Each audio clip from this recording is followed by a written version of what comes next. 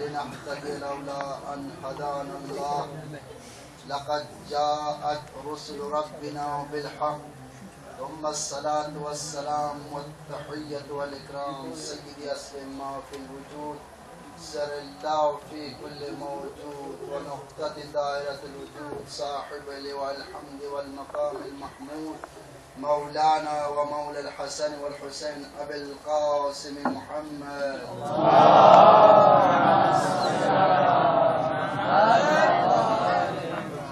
وآله الطيبين الطاهرين المعصومين المنتجبين.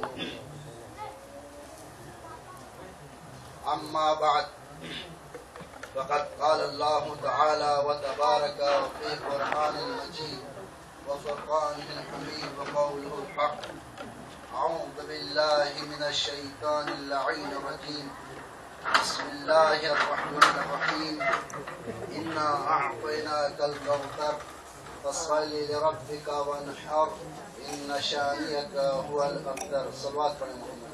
اللهم صل على محمد.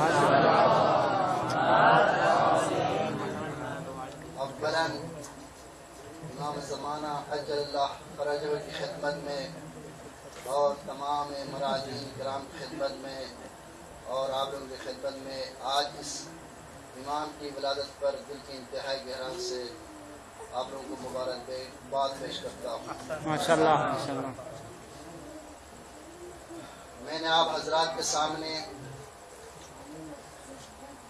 عظیم الکریم اللہ تعالیٰ کی کتاب سے اور سچائی پر مبنی ہونے والی کتاب رہتی دنیا کے تمام واقعات کو اس سلیقے سے بیان فرماتی ہے کہ اگر اس کو ہر دور میں تلاوت کریں تو ایسا محسوس ہوتا ہے کہ یہ ابھی ہی کی حیات کے لیے حالات کے لیے نازل ہوئی ہے. اس کی شان شوکت اور خود خالق کلام کو ناز ہے. اس پاک مجید قرآن مجید میں سے سورہ کوثر کی تلاوت کرنے کا شرف حاصل کیا ہے. زیادہ آپ لوگوں سے میں ٹائم نہیں ہے لینا چاہتا ہوں. ایک میسج دینے کے لایا ہے, اس کے بعد پھر آپ لوگوں کے الزاماتوں کو میں تمام کرتا ہوں کہ قرآن مجید کی جو صداقت ہے اس صداقت کا یہی سورہ کوثر تھا کہ جس کو در کعبے پر لٹکا کر کہا گیا اگر تم قرآن کو کلام بشر سمجھتے ہیں, کلام الناس سمجھتے ہیں تو اس طرح کے 3 مصرے پیش کر کے لائیں. اس وقت بنی امیہ کے بڑے بڑے فصیح ترین حضرات اور مفسرین اور شعراء موجود تھے. سب آ کر در کعبہ کے دیوار کو دیکھ کر یہی 3 مصرے, یہی 3 آیتیں دے کر چلے جاتے تھے, لیکن ان کے پاس ہمت اور حوصلہ نہیں تھا. ان کے پاس حوصلہ اور ہمت نہیں تھی کہ ان 3 مصرے کے مقابلے میں کوئی اپنا کوئی مصرع پیش کر لے. آخرکار کئی عرصہ یہی 3 آیتیں, یہی 3 مصرے در کعبے پر لٹکی رہی. آخری جو آیت ان شانئک هو الابتر کے بعد یہی بنی امیہ کے, میرا موضوع چونکہ بنی امیہ کے مظالم اور اقتدار کا وقت نہیں ہے, میرے موضوع میں ان کا جو مظالم وہ شامل ہے, ظلم جو ہے وہ شامل ہے. جب بنی امیہ کے یہی بڑے بڑے شعراء حضرات مفسرین ان کے ہاں بس نہیں ہوئی, ان کے ہاں یہ قدرت نہیں تھی کہ وہ ان 3 مصرے کے مقابلے میں کوئی اپنا مصرع منگڑت مصرع پیش کرے.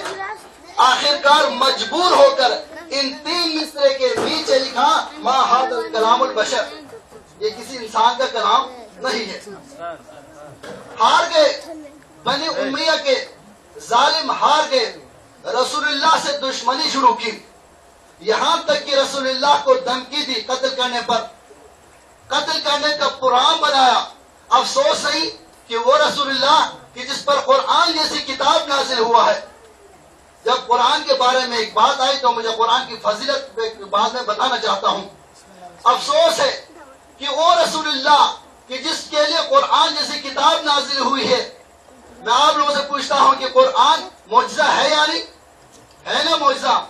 قرآن معجزہ ہے، قرآن معجزہ ہے. ساتھ دے میرے ساتھ، قرآن کیا ہے؟ معجزہ ہے. جس پر یہ کتاب نازل ہوئی ہے وہ بھی معجزہ، جس کی طرف سے آیا ہے وہ بھی معجزہ.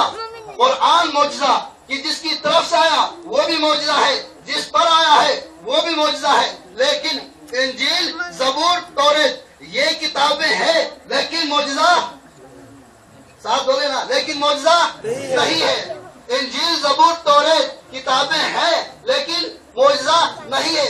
اللہ تعالیٰ نے قرآن کو معجزہ کرا کر دیا ہے، رسول اللہ کے دل پہ اتارا ہے، رسول اللہ کے دل پہ اتارا ہے. قرآن معجزہ ہے. یہ ایسا معجزہ ہے کہ جس کا ہر حرف معجزہ ہے، ہر لفظ لفظ معجزہ ہے، ہر کلمہ کلمہ معجزہ ہے، ہر جز جز معجزہ ہے. یہ ایسا معجزہ ہے جس رات پایا اس رات جیسی کوئی رات نہیں، جس دن پایا اس دن جیسا کوئی دن نہیں، جو فرشتہ لے کے آیا اس فرشتہ جیسا کوئی فرشتہ نہیں، جس مہینے میں آیا اس مہینے جیسا کوئی مہینہ نہیں، جس نبی پایا اس نبی جیسا کوئی نبی نہیں. تو یہ کہنا غلط ہے کہ وہ نبی ہم جیسے ہیں. سبحان اللہ، سبحان اللہ، سبحان اللہ. جس نبی پایا وہ نبی جیسا کوئی نبی نہیں. یہ ایسی قرآن ہے، ایسا قرآن جس جیسا کوئی قرآن نہیں ہے.